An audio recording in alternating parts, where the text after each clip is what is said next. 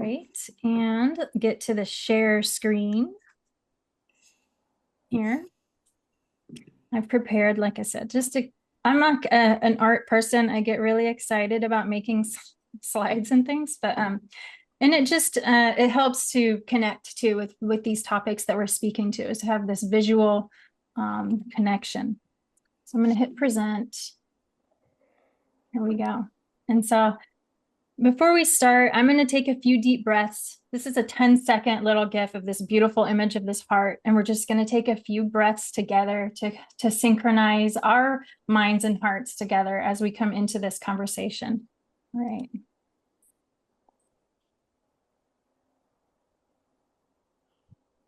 Just coming into the present moment and connecting your body and your electric body into the earth. And bringing in solar energy, just anchoring yourself right here, right now.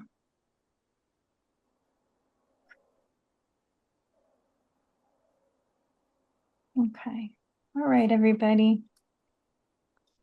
So I am your host, Shauna Mayfield, and I have Theraphase Biofield Tuning. And so it is my pleasure to be the facilitator in this very special interest topic that's all about the Telepathy Tapes podcast and the variety of inspirational responses from listeners. So thank you for gathering together in this way to share in these intimate reflections.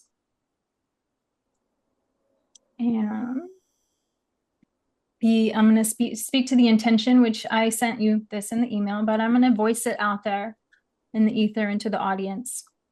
The clear intention in hosting this space is for ideas and experiences to be shared and new connections to be made, generating greater contextual understanding and inspiration, leading the way into a harmonious shift within and without. Okay, we have one more that has joined, so welcome in, Lori. We're just doing a few slides to get started. When I was kind of digging into this topic over the last few days, even I'm trying to get this out of my way so I can read. Yeah. I came across this quote from Albert Einstein in a book that I was reading, and I don't know if any of you are familiar with it. You may be, or maybe you've heard part of it, but this is actually a letter that he wrote to his daughter. And this wasn't released out until way later for people to hear, but I want to share it with you and read it to you.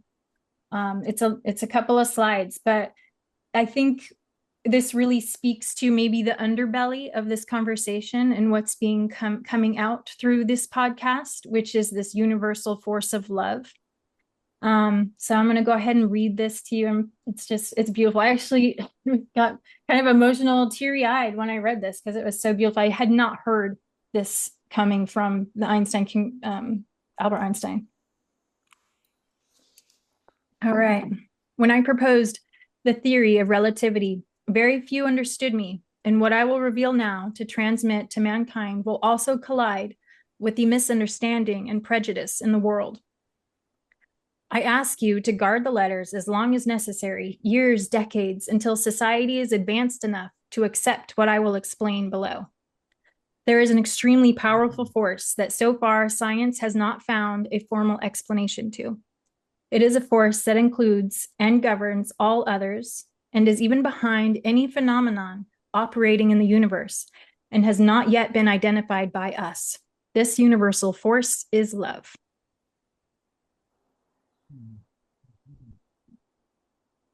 Right. When scientists look for a unified theory of the universe, they forgot the most powerful unseen force. Love is light that enlightens those who give and receive it. Love is gravity because it makes some people feel attracted to others. Love is power because it multiplies the best we have and allows humanity not to be extinguished in their blind selfishness. Love unfolds and reveals. For love, we live and die. Love is God and God is love. This force explains everything and gives meaning to life. This is the variable that we have ignored for too long, maybe because we are afraid of love, because it is the only energy in the universe that man has not learned to drive at will. To give visibility to love, I made a simple substitution in my most famous equation. if instead of E equals MC square, we accept that the energy to heal the world can be attained through love multiplied by the speed of light squared, we arrive at the conclusion that love is the most powerful force there is because it has no limits. I don't know if you can see me moving this screen around, but it's in my way.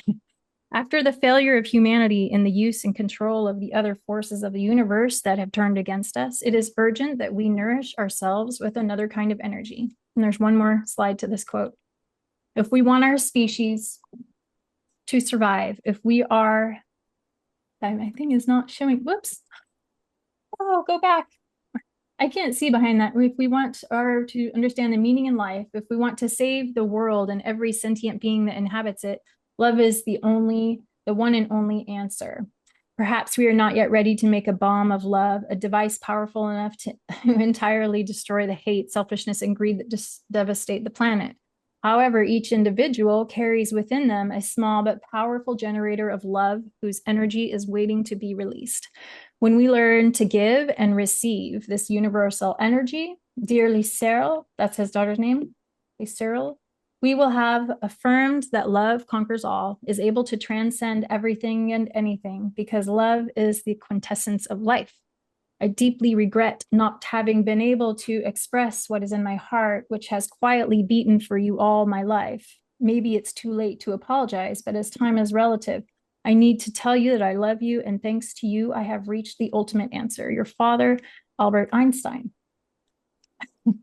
No, that was a long one. And one more little quote from Walter Russell before we get going is that knowledge is cosmic. It does not evolve or unfold in man. Man unfolds to an awareness of it, or woman, substitute that if you like. But he's speaking to everybody. And so that's a concept of that there is this original template of order and wholeness that we are tapping into. And that's what we're going to get into. I'm going to escape out of that now and go back to stop screen share. Okay. I'm back. Okay. So I would like to go through and meet each and every one of you. And we'll just share a little bit about yourself if you're coming from the Biofield tuning background, or how you came to this conversation today, and just a little bio, and then we'll do another round where we go directly into the Telepathy Tapes podcast reflection. Okay. Just to really quickly, I'm in Northern California. I've been doing biofield tuning for a little over a year now. My background is mostly in homesteading and farming, and I've always been interested in energy healing, and I'm an avid reader, and I research on my own. I self-teach myself most of these things, but biofield tuning came into my life after a wildfire came in and kind of destroyed homestead. And so I really went straight into the healing. And when I heard Eileen speak, I grabbed her books and I just went all in. And so I'm thrilled to practice biofield tuning and let it teach me lots of new things like telepathy. What does telepathy have to do with it? So that's my little spiel. I'd like to start with whoever's in line here. Jan, would you like to go first? Hi, yes, can you hear me? Yes, I can. Okay, well, I'm in St. Louis, Missouri. I first became aware of Eileen. I saw her on a Gaia documentary and got very interested in biofield tuning. So, like you, I bought her book and then just kind of dove right in. I signed up for the level 1, which I completed last September. I've signed up for level 2, which is coming up in May, so I'm excited about that.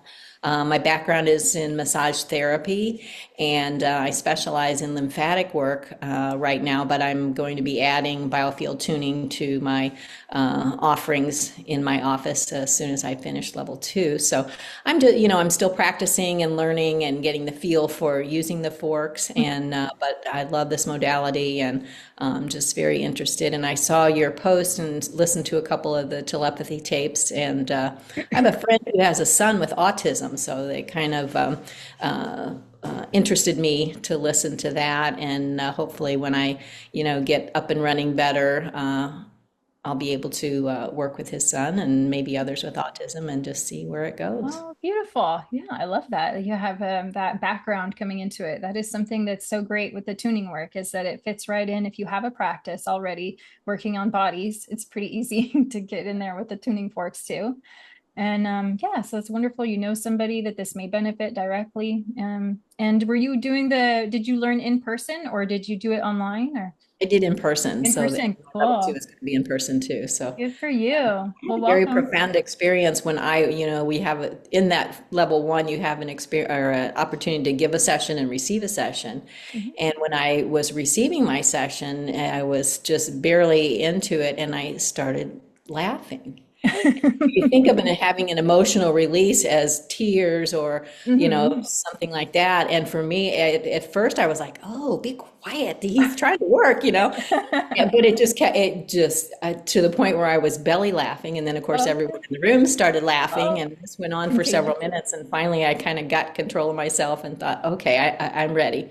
Oh, that's beautiful. And he Yeah. no more struck the fork again, and it all just came out again. So Oh, whatever yeah. it was that needed to move, moved in a very what seemed to me an unusual way, but it felt good. It's more So usual than you would think. It's so amazing to me. Every session is quite different, and I'm always amazed at what can happen, what can come up, and laughing is something that I've seen with clients too, where it's just all of a sudden it's almost like the cosmic laugh, like ha ha ha.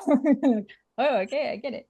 I don't know, maybe it was like that, not like that for you, but yeah, laughter is a great release along with tears. You just never know what comes up. Thank you for sharing that, Jan. Let's go on. We'll move over to Siskiyew. I'm just moving who's next in my line here, but Siskiyew, welcome. If you want to share a little bit about yourself and how you are coming into this conversation today. Yeah, sure. I've had an interest in sound healing for a long time, and I've, had some sound healing processes with Tibetan bowls and crystal bowls and so forth. And I'm not a practitioner of any particular body work path. I'm actually a propagator of native plants, and I've done that for over 35 years. I live in Southwest Oregon. I met Sean about a year ago, and we have had numerous in-person sessions together and become friends through that, and found we have interest in a lot of other areas that overlap. So I have been deeply touched by the telepathy tapes, and I'm still unpacking like why I was crying so much and being so moved. But I'm seeing more all the time why that was, and I have a real heart for connection. So I love being here, and I'm glad to meet all you. And I'm just thrilled to be able to hear and meet all of you. So thank you. Yeah, thank you for being here, Siskiyew. Very nice to have you in the group today. I'm going to move over into Christine. Would you like to go next? Yes, and thank you for doing it. That was a beautiful opening, Thank very you. visual, really lovely, and really appreciate how you constructed this. Beautiful. Christine, can I pause you for one moment? I almost can't hear you quite well. I'm not sure if it needs to you need to come closer to a speaker or it just seems a little, Is this better? yeah, yep. Okay, here's my speaker. It Aha, was a little too far away. So, thank you. my general background in holistic health and wellness extends back over 5 decades. I'm fortunate to have had a mom who was interested in healthy food from the very beginning before it was a thing, so to speak, in more typical culture. But I've got a really varied background in training, which I'm not going to delineate at the moment, except to say that my primary interest is in energetic work. I did mention I've had experience being around autistic young people when I worked in a pediatric hospital, Hmm. which really opened my eyes. But since then, I have had experiences myself with telepathy in meditation states or dream states. And for myself, I'd like to extend this beyond those who are said to be autistic to people who have any kind of cognitive or expressive challenge, whether they be elders who are called as having declined, or birth injuries that make learning more difficult, or anything along the whole spectrum of that. I have heard that someone is doing studies with tuning forks with the microtubules of the brain, particularly around people who have Alzheimer's or some form of dementia. I'm feeling a little more called to start there, but I just wanted to say that because there are so many people who can benefit from experiencing telepathy, and perhaps an experimental group of people who don't have challenges could be an interesting thing to explore so that we are more familiar with it. Not that different from learning sign language. So, but anyway, so those are my thoughts. I've been doing, I'm a certified practitioner, biofield tuning, and I've been doing that for about 2 years. I'm in Colorado Springs. I love this place. Great. Thank you, Christine, for sharing. I'm very happy to have you on and sharing your interest in the studies with tuning forks and microtubules is right down my alley as well. I'm fascinated with how our brains are interfacing and the cells and what they're doing, and being that the body is so electrically stimulated, so we'll get into that more. But thank you for sharing. And we're moving over to Randa. You'd like to go next? Thank you. I think your mic is off. We're not hearing you yet. You're working on it. Okay. Can you hear me now? Reason that little hand would not grab onto the mute. So anyhow. There you are. Hi. Thank you for having this. This is great. I love groups like this because we learn so much from each other. I started in Reiki probably 15 years ago, and I learned a lot to connect telepathically and understand what was going on with my body and how I was intertwining with someone's energy and to help them. And I've had some profound experiences on the table.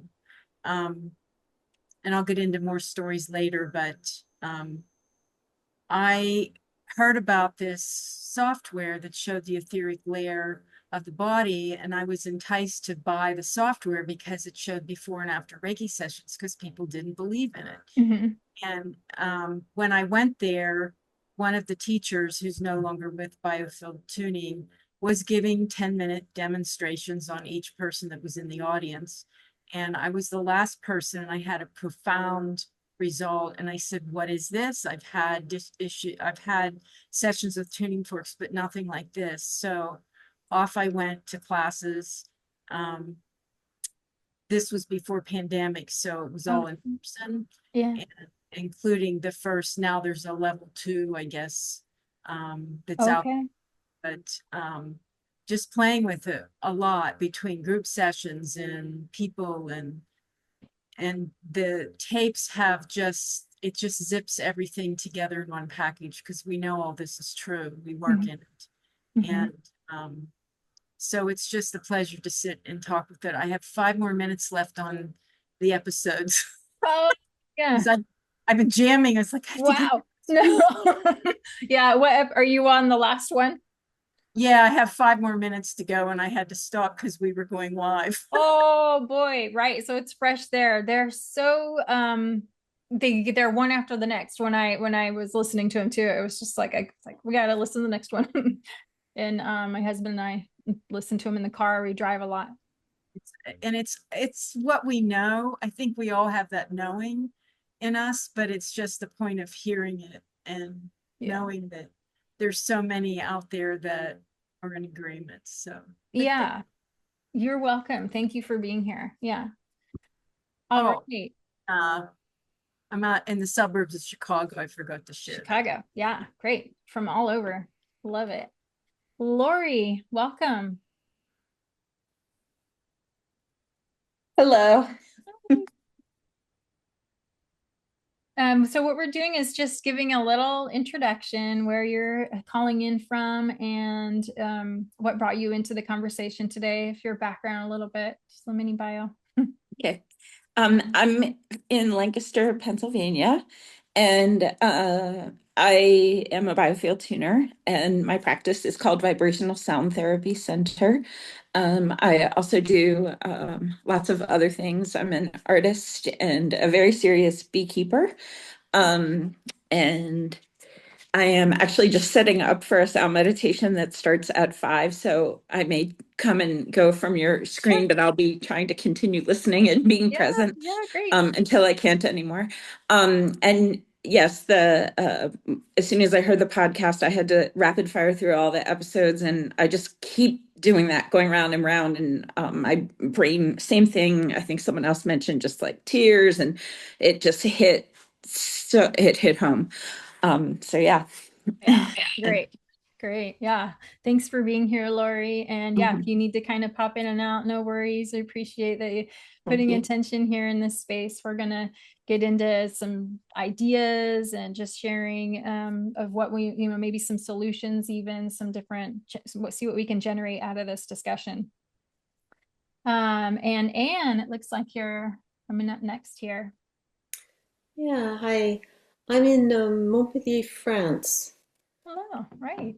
Great.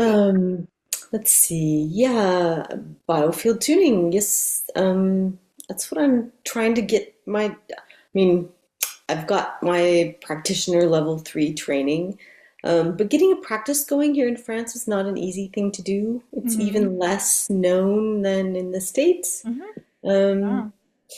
And so it's just not easy. Yeah.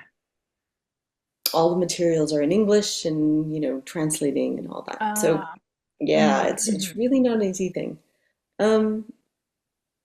But the telepathy tapes, yeah, it really hit me in the same thing. I was in tears. I felt like it's something we all know and just don't connect with. And also the realization that you can never know what the person in front of you is in contact with. Ever. The unseen. Yeah, that you just have no idea. And I was so fascinated by the woman who used tuning forks to connect the light body with the physical body for this child. And the use of the word light body, it wasn't the soul. She's not talking about the soul. She's talking about the light body, and it's something different. So I've gone on her website. I've looked for answers. I've contacted them. And basically, she's got a free question and answer session she does every second Tuesday of the month. So I've signed up for that, and I'm going to put a question in. You can put a question in the weekend before.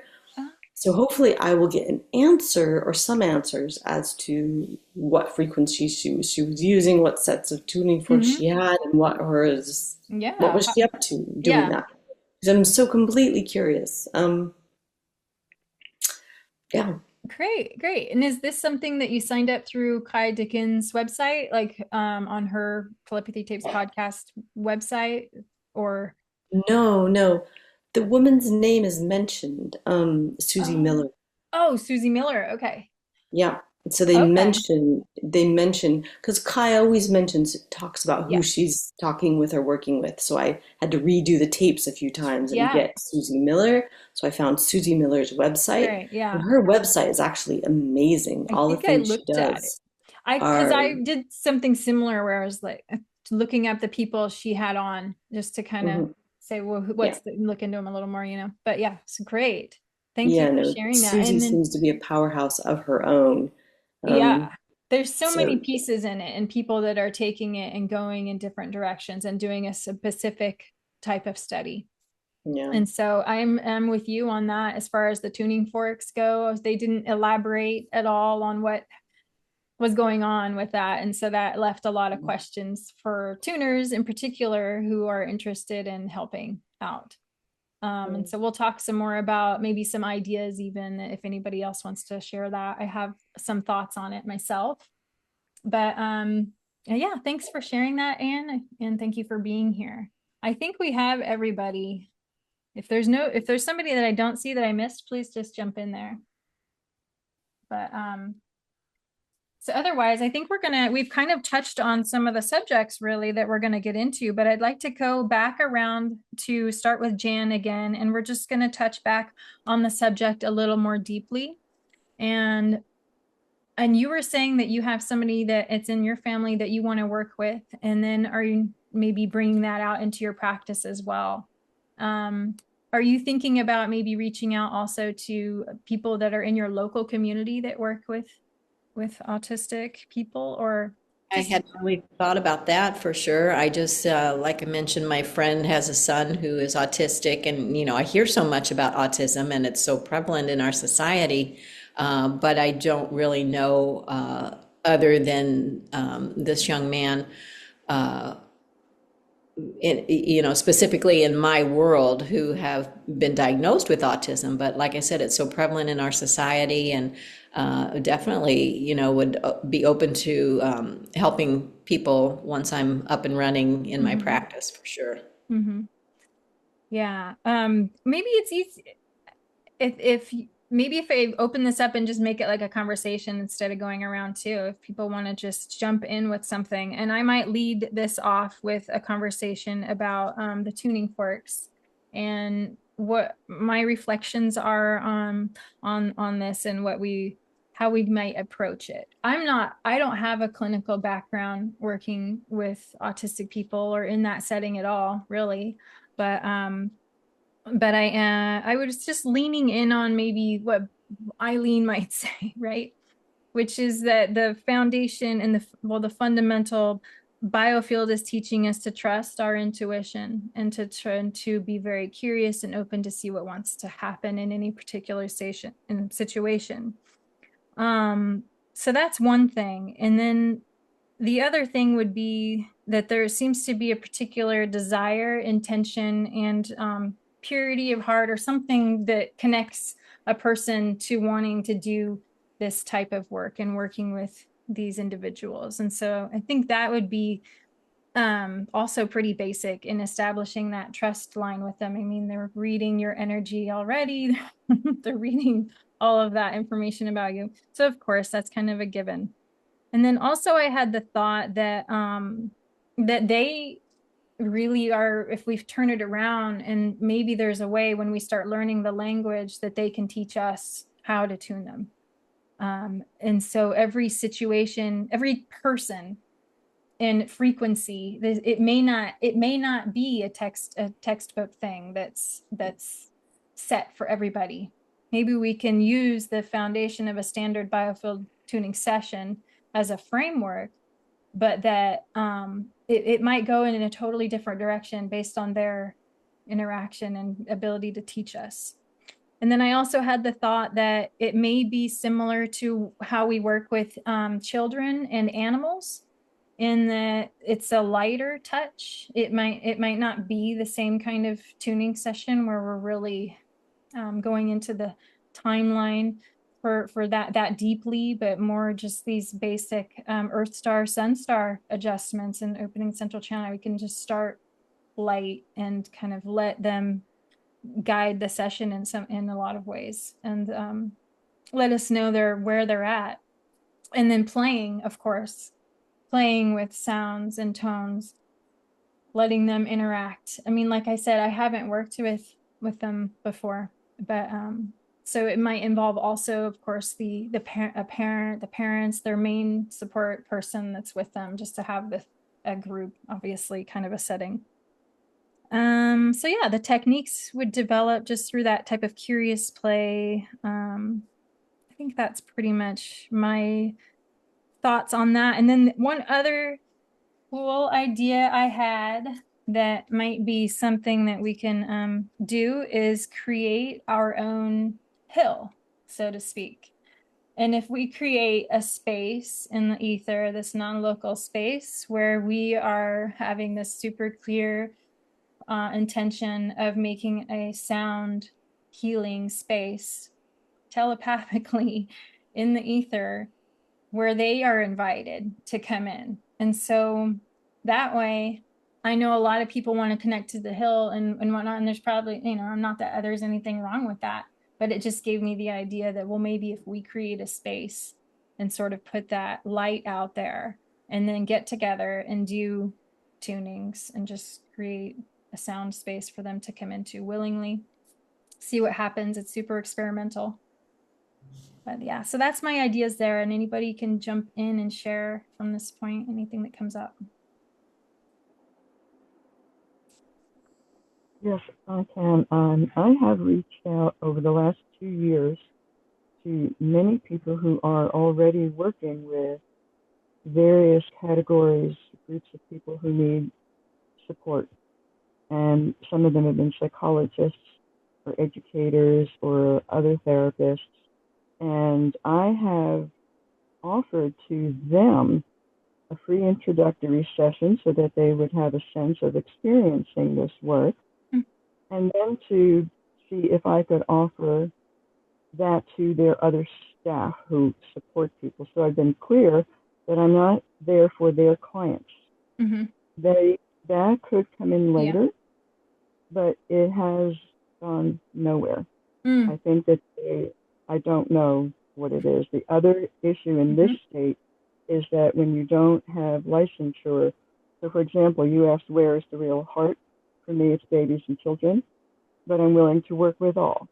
And it has become more and more difficult to be able to work with babies and children because they want licensure and certification and insurance and so on. So I had licenses, but I retired them for massage therapy because at that point I was no longer using it. So I'm certainly open to, I feel that our exploration and intentions will create more of an opportunity, and I don't mean that in the usual world sense of opportunity, a place like what you just described. Yeah, I would agree with you. And this speaks to what they were bringing out in, I think, even the first few episodes about the gatekeepers. And what we're really up against is this suppression of exploration in the academic world. And so we have to work within our sphere, so to speak. And that's why it makes more sense, instead of trying to infiltrate, maybe we set up on the outsides of that so that people can make those choices to find their way to us. And because there are those who do have the licenses that are willing, first of all, to put themselves in a clinical setting and work that way. There's a lot of us who don't want to go through those hoops just to be able to help. And so it's sort of a side way, working with kids. Maybe we are able to have a school show up at a school and do a demonstration, or just like a playful exposure to tuning forks and in these other settings, or doing them online even, and just giving more opportunities for people to make those connections outside of those clinical settings if they can or choose to. And like what Anne was saying, the topic of biofield tuning is still so new, and I would agree that it is super challenging to develop a professional career out of it that's going to be super, because we're kind of the forerunners. I do believe it is going to only get more and more talked about and more normalized, and that is why I feel called to do these types of things and put my face on the internet and talk about it, because maybe that's really what needs to happen too, is just more conversations and more exposure, because it's still so new. That's what I've come up with as well. So thanks for sharing that, Christine. Anybody else have anything to share in solutions or reflections on this show? I like the idea of joining the hill, or maybe making our own hill, because my experience with Reiki, when I first got into it, we whispered it. We didn't talk about it, because it was just, people couldn't deal with it. And there's still people that can't deal with it. I've had some very interesting experiences through the journey, but at the same point, we know that frequency, whether it's color, voice, or tuning forks, or the Reiki frequency, we know that that touches them. Just working with tuning forks, even on my dogs, my last dog, he loved it. And this dog's like, don't touch me.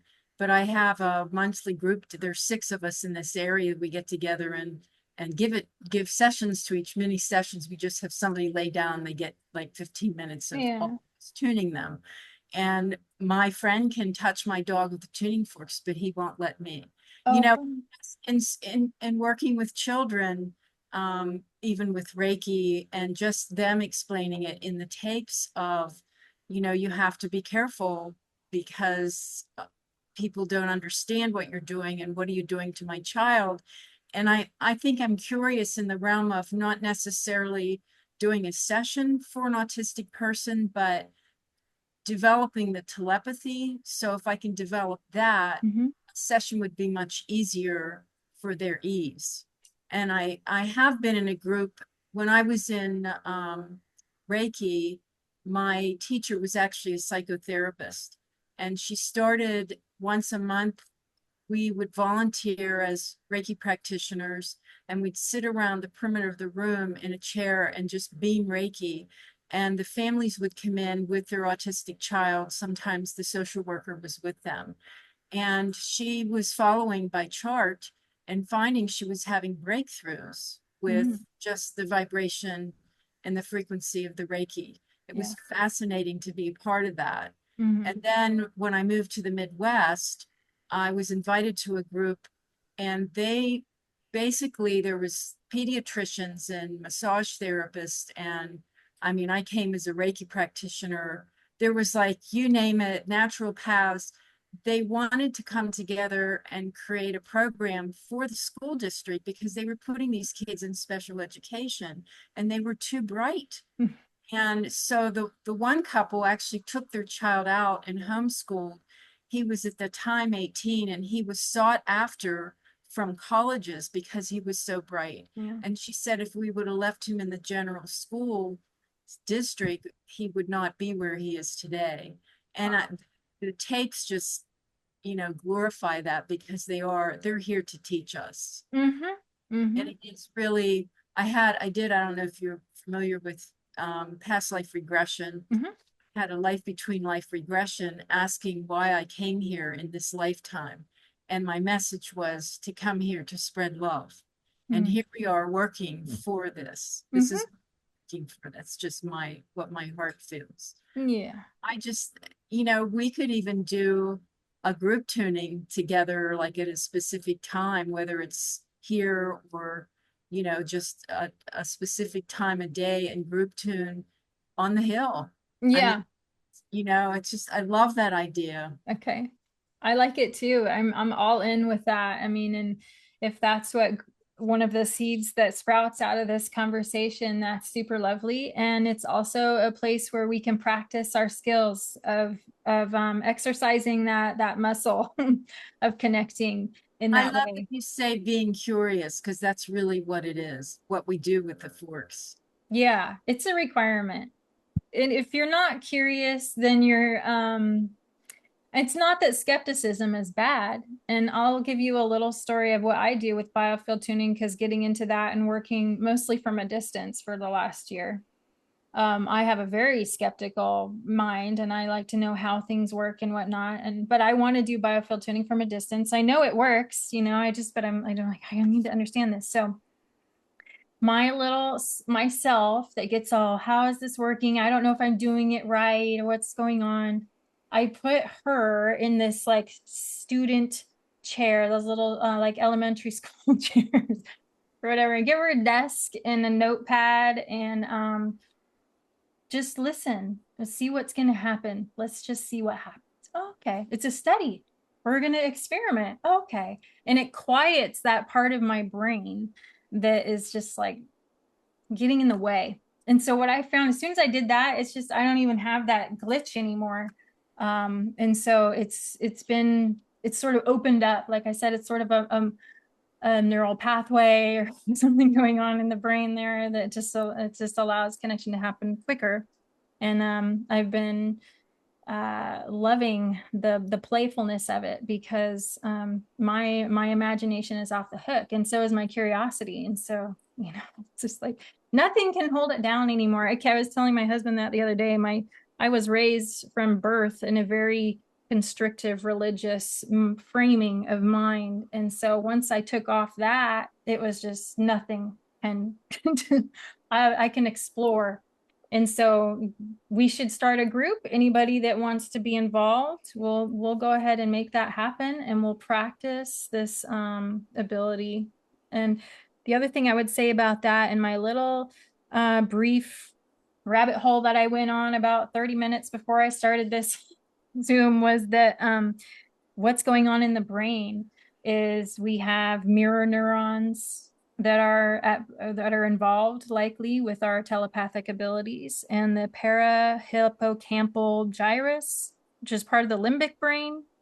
And we have cryptochrome in our eyes that perceives magnetic fields. So we also have iron particles and magnetite, crystalline magnetite in our brains, which perceive magnetic fields.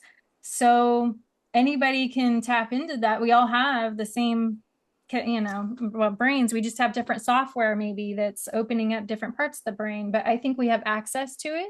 It's probably tied in with epigenetics and just what we want to turn on and get into. So that's exciting. Anybody else have things we want to share before we close this up? We have about 15 minutes. Yeah. This idea of tuning the hill or tuning on the hill, we can't tune their hill. No, our hill. That was so my suggestion was that instead of going to their hill, that we're creating a space that's just it's really like a permeable membrane that they can come into, and it's really only for them, right? So we have to create that boundary around that space. It's a invitation, kind of turning a light on that says, we're here, you can come here. Yeah, I agree with you. I don't want to go and do it that way. I got the impression to do it this way. So yeah, we just can't. I mean, you can't. It's like Eileen saying, you can't tune anybody without asking them. It's voodoo. I agree with you. It really is. Like it's serious invasion of. It's icky. Yeah. You don't do that. I 100% agree that you would want to absolutely.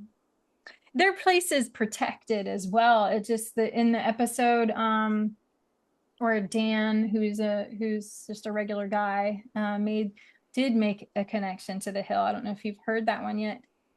And I mean, that's really sweet the way he did it, and that they let him in and shared with him that nothing gets in that's not supposed to be there anyway. So that's a good thought. So I have just a tiny other note that I forgot to include on just the talk about brain science and whatnot, which is really like the way tuning may be affecting them is that being that our bodies are electric, we live in an electrified world, and there's so much frequency netting and so much disruption to the neural networking of our own brains that there's interference. And so I think the tuning forks probably would do something magical with the whole synapses and whatnot, and the brain motor sensory, just to maybe help them get in the body, that whole being in the body and having more control over their function. Okay. Are we all clear? Everything off of our minds and hearts on this topic? Great. I do have a really beautiful one more closing quote I want to share with you, and it's from this book. This is a beautiful book I just got, and I'm going to probably write an article about this woman, Karen Elkins, because she does such a fantastic job of putting words and images together. It's just beautiful. But I'm going to read from this book to close things out. Okay. So just listen to this. And this is Ernest Richards. I hear the waves of this large body of water lapping the many rocks along the shore. So also do the waves of cosmic-inspired energies lap the boundaries of our earthly home. Ripples from throughout the galaxy and beyond sweep through and around this earth and lap against the shores of our mind, while bringing all the changes, information, and greater understanding of our place within this great universal being, inspiring us onward to our greater selves. One more little part here. Our home, our solar system, forms a complex, harmonically interrelating, multi-octave musical instrument composed of great number of octaves and vibrational interplay. Your brain and body structures resonate to those continually fluctuating field patterns as they beat against the Earth's, moon's, and sun's natural rhythms. So there you are, my beautiful fellow tuners and friends. Thank you again for being here. I'd like to continue these conversations. They're going to be open dialogues regularly. I've been hosting Biofield Q&As regularly. It's been a little bit of a slow start to get them going. Siskiyew's been joining me pretty regularly, but I'm doing this in the name of sharing all things biofield tuning to get the word out about what this sound therapy is, and how it might help people. It just seems to be something that needs to be talked about. So I encourage other tuners at whatever level you're at, or anybody who's interested, to just jump in. I'm going to have them pretty much on the regular on Mondays. Okay. Earlier in the day. Out an email to let us know. Yeah, absolutely. So make sure you're signed up on my website, because that's where I post my articles. And I do try to post things on Facebook when I share there, but not always on the Biofield Tuning Practitioner group. I don't want to spam that space with all my articles. So would you do me a favor and hold that book up again? And you got it. Yeah. Look at her website. Her website is Science to Sage magazine. It's beautiful. And she has stuff in digital form on there. This is her one book. She's working on another one. It's about water. And her website is what, did you say? Science to Sage. What's the name? Because its title is it Inside Out, or is it's actually reversed? It's Inside Out. Okay, thank you. Revealing the Mysteries of Creation and the Wisdom to Live Your Life Consciously Connected by Karen Elkins. Yes. Right? Thanks. That might be available on Amazon. Yeah, and I you know what? I found this one on Thrift Books. If you ordered it from anything like that, excuse me, it's going to be quite a bit of money because she's independently published. And so look for it used. This one I got for $13, and it's normally maybe 60 or 70, something like that. Yeah. So I'll keep you updated about this formation of the group. Maybe we'll find a way to stay connected and talk about our ideas in relation to that and where we want to go from here. Okay. But I've got all your emails and we'll stay in touch. Okay. Thank you very much. You're welcome. Yeah. Nice to meet you all. Meet you as well. What was that, Randa? I said, it's nice to meet everybody. Yeah. Right? I know. I love the tuning tribe. We're a special, unique group of people that are drawn into tuning. So yeah, we need to connect with each other. Okay. Have a beautiful rest of your day, everybody. Thank you so much again. All right. Bye. Thanks. Bye. Bye.